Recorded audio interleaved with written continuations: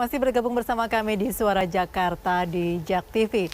Ya baik Pak Sigit, Mas Bibi dan juga Pak Yayat nih ya, kalau kita pergi keluar misalnya ke Singapura begitu, kita bisa jalan kaki di pedestrian dan juga bisa jajan juga loh Pak. Tapi kalau di Jakarta ini tampaknya semua street vendor begitu ya, penjual kaki lima masih dilarang kan di tempat-tempat seperti itu. Apakah memang sudah ada rencana untuk menempatkan mungkin membantu orang-orang yang menggunakan fasilitas umum bisa menjangkau makanan atau mungkin kebutuhan-kebutuhan lainnya di sepanjang jalan yang bisa untuk menjangkau transportasi umum?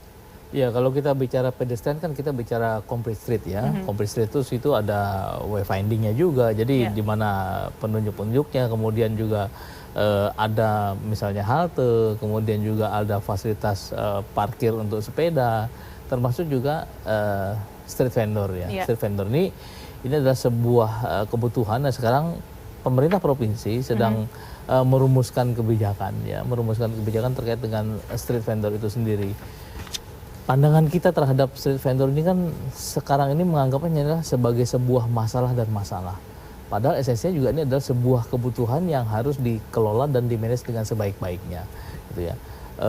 Kita bicara orang yang menggunakan public transport kan juga butuh minum.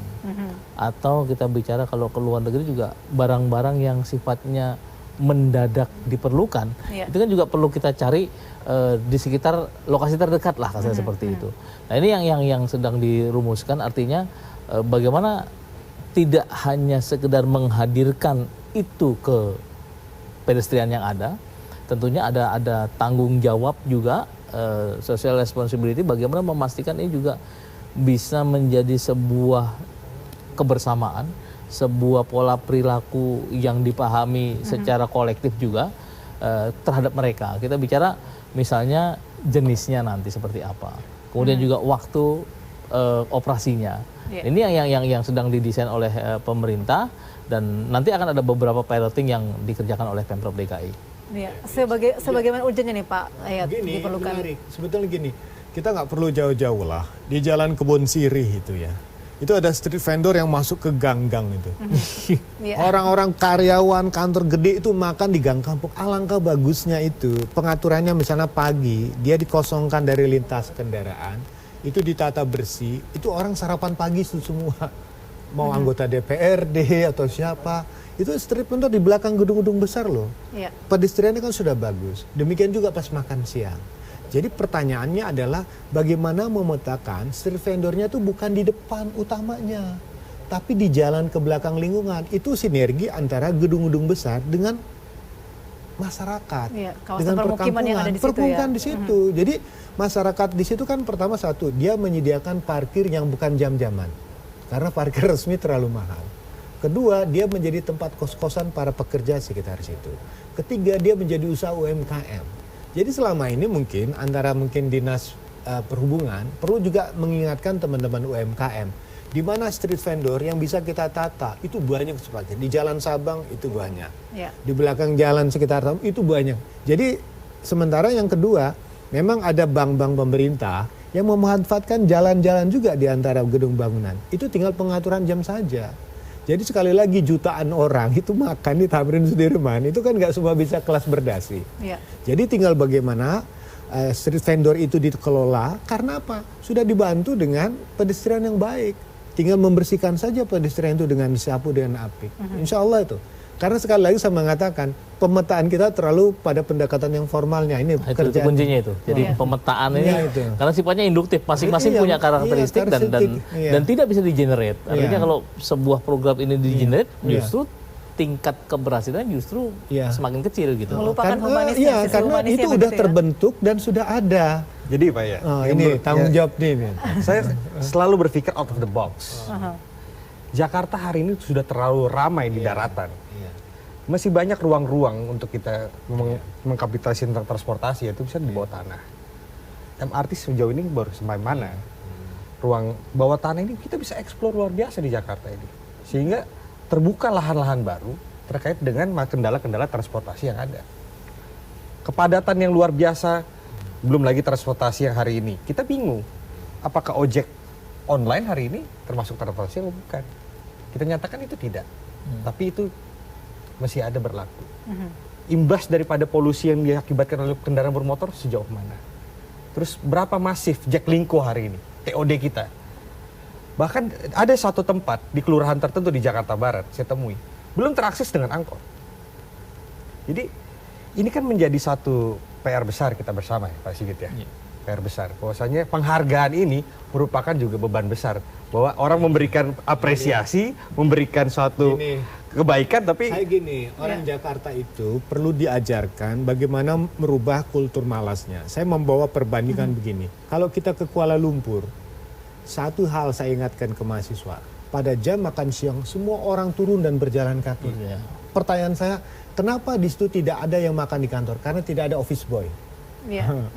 Tidak ada yang disuruh begitu. Tidak ada yang disuruh. Jadi memaksa orang untuk turun dan makan ke bawah. Nah, pendekatan-pendekatan klaster antar bangunan itu dengan memanfaatkan UMKM yang di sekitarnya itu akan menarik. Karena bukan apa-apa. Ketika jumlah pengguna angkutan umumnya meningkat, pejalan kakinya meningkat. Nggak ada lagi orang yang mau bawa kendaraan. Jadi ketika peningkatan-peningkatan ini tidak difasilitasi, itu akan membuat mereka bertambah sulit. Nah, bagaimana mendekatkan simpul transportasi dengan simpul makanan, dengan simpul perkantoran. Nah, saya kira pada zona-zona tertentu seperti Kebun Siri itu udah cukup bagus. Kemudian belakang Sarina. Jadi sekali lagi saya sependapat bahwa kebutuhan, jadi gini, ketika orang mulai meninggalkan kendaraan pribadinya di rumah dan menganggap angkutan umum sangat murah, itu membuat jumlah pengguna angkutan umum semakin banyak. Ketika mereka baik pas makan siang pasti mereka mau berjalan kaki. Karena apa? Sudah terbiasa menjalan kaki. Tinggal memetakan saja. Sekarang pertanyaannya kan penataan parkir di mana? Ketika nanti parkir dinaikin, orang akan berpikir, wah ini mahal tarif parkirnya. Nah, kita mengklasterkan saja. Jadi zona parkir, petakan juga dengan zona lain yang membuat orang mau meninggalkan, mendapat fasilitas pelayanan murah dan ini. Tinggal bagaimana mengambil kawasan percontohan. Satu-satunya kawasan menarik dan punya bangkitan tinggi yaitu tadi di kawasan Jakarta Pusat tahap awal. Sebagai dia contoh percontohan. Nanti pada aspek lain Pak, ini kita tinggal petakan bagaimana mendukung. Saya mengatakan Dinas Perhubungan Transportasi harus jadi lead-nya. UMKM akan mendukung. Kegiatan-kegiatan yang lain ikut mendukung pada pendekatannya. Karena saya lihat mulai gini, di dalam RPJMD kita itu ada namanya pendekatan klaster per kawasan. Tetapi nggak ada komandannya. Nah, itu mungkin tanya PR saya PR ke depan lah. Jadi kalau kita bicara ekonomical growth-nya, ekonominya naik, tapi juga jangan lupa ekologikanya juga harus tumbuh dengan baik. Itu tadi. Nah, kita tunggu tanggal 25 beliau dilantik dan ditetapkan. Kemudian kita tidak lagi main hari bebas kendaraan bermotor yang kita bicara adalah pendekatannya ruas jalan, tapi bagaimana kita bicara car free zone. Satu zona, satu kawasan. Dan ini juga sesuatu yang saya pikir challenging juga gitu ya. Kita berpikirnya zoning atau kawasan, karena begitu kita bicara kawasan, yang dirubah mindsetnya juga menjadi masyarakat dalam satu bentuk kawasan, dan tentunya effortnya akan jauh lebih bagus. Inilah yang namanya inovasi yang suatu saat akan membawa Jakarta juara 1.